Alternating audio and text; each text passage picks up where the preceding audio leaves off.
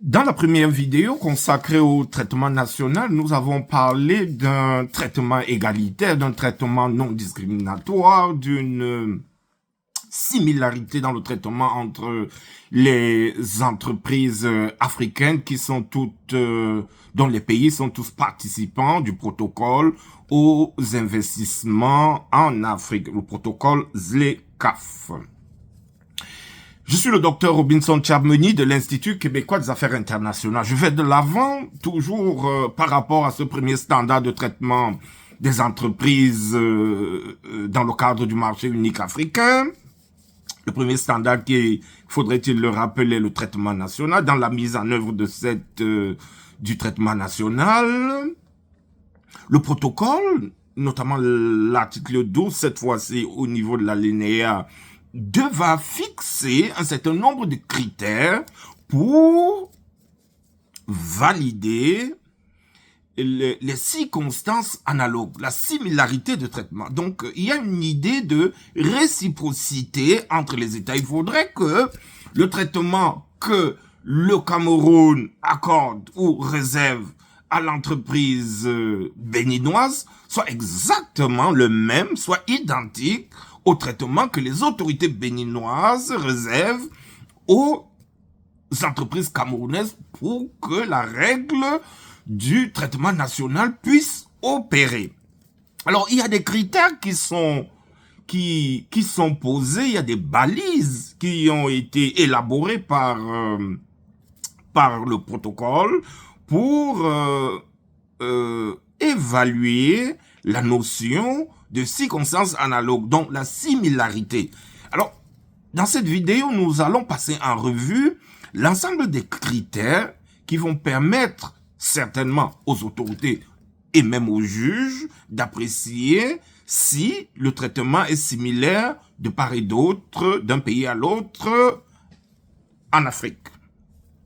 Alors, l'un des premiers critères, c'est, je commence d'abord par lire la disposition, l'article 12, alinéa 2, pour évaluer les circonstances analogues, c'est-à-dire circonstances similaires ou identiques, il faut procéder, le juge, à un examen global, au cas par cas, de toutes les circonstances d'un investissement, notamment, donc, pour évaluer la similarité de traitement, ou la réciprocité, ou l'identité de traitement, il faut faire à la fois un examen global, mais aussi un examen au cas par cas de l'ensemble des circonstances, et le protocole va nous donner une liste de circonstances, qu'il faudra vérifier.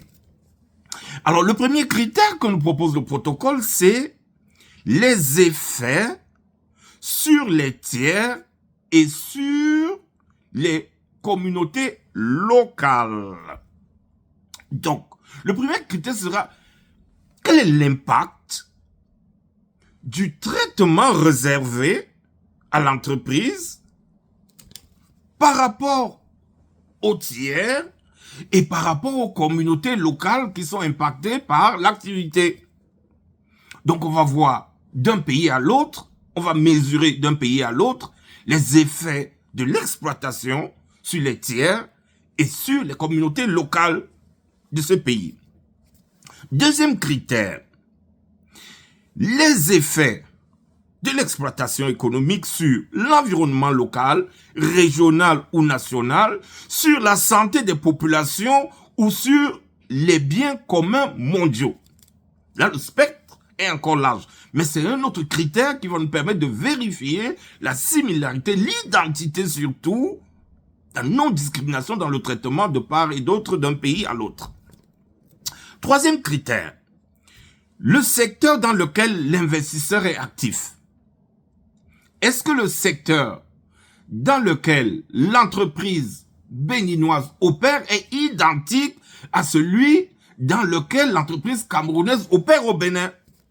Donc, il faudrait que ce soit le même. On va prendre un exemple. La société d'hydrocarbures camerounaise, la SNH, qui va investir au Bénin, par exemple, dans le secteur pétrolier du Bénin. Et à contrario, on a l'exemple de la Société nationale béninoise qui vient exploiter le pétrole camerounais. Alors on est dans le même secteur, on est dans le secteur des hydrocarbures, on est dans le secteur pétrolier. Donc au niveau des secteurs d'activité, il y a identité. Quatrième critère, l'objectif de la mesure en question. Alors, il s'agit ici de revoir l'objectif d'une mesure qu'auraient prise, par exemple, les autorités camerounaises à l'égard de l'entreprise béninoise, pétrolière béninoise qui vient opérer dans le sol camerounais. Donc, l'objectif de la mesure prise par les autorités camerounaises va également être évalué. On va également évaluer tout le processus réglementaire qui est appliqué. Donc, on va passer en revue l'ensemble des législations, de la réglementation qui est applicable à l'entreprise étrangère et notamment à l'entreprise pétrolière béninoise qui opère au Cameroun. Cinquième critère, tout autre facteur directement lié à l'investissement. Alors, tout autre élément qui soit significatif et en lien direct avec les investissements de l'entreprise pétrolière du Bénin au Cameroun, à Yaoundé.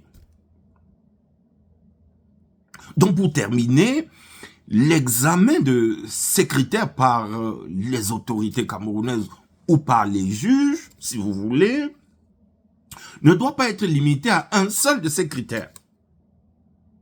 Ou ne doit pas être influencé par l'un seul de ces critères.